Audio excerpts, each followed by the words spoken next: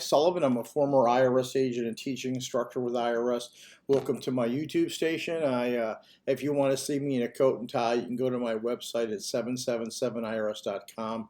I've been on all the major news stations, You can see all my videos there. People actually want my opinion.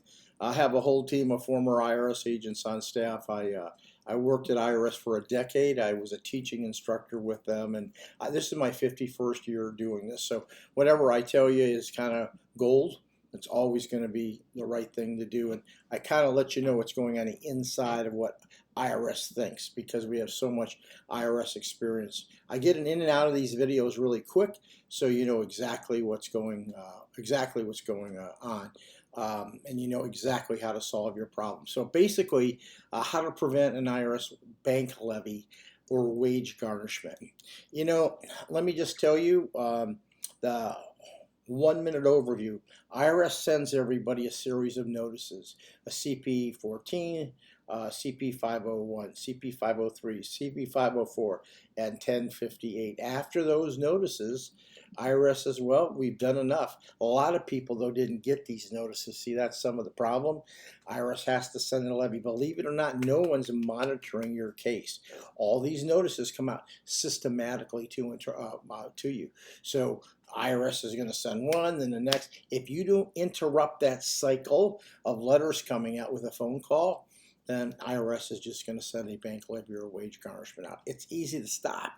All you got to do is call IRS and say, hey, I got your thing. What do you want me to do? Well, let me tell you what they're going to have you do. And here's the big aha that you got to realize.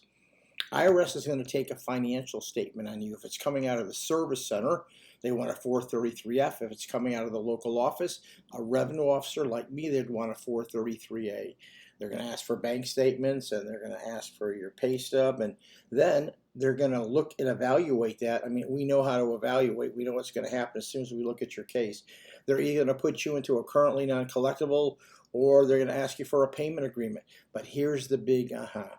What you think you can pay, or whether you think in your hardship, is completely dependent on the IRS grading standard for every case.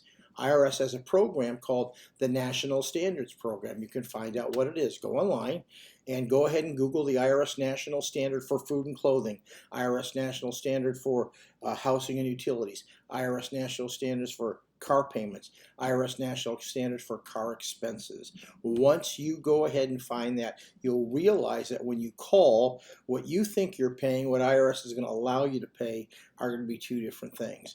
I have some people that call me and say, hey, I got stuck with a $2,000 a month bill from IRS payment agreement because they say that's what I can afford, but I can't afford to pay any money because there's nowhere for it. You need to understand what IRS is going to do with that information. So just be careful. If you need professional representation, call us. If you're going to do this yourself, just find out what the IRS National Standard Program is and pull up the 433F. That's the financial statement most likely IRS is going to look at. So give me a subscription or share if you know someone has an IRS problem. Welcome to call me. We've been doing this for a long time. My firm or I have started in private practice since '83. Give me a subscription. I'd really appreciate it. Thank you.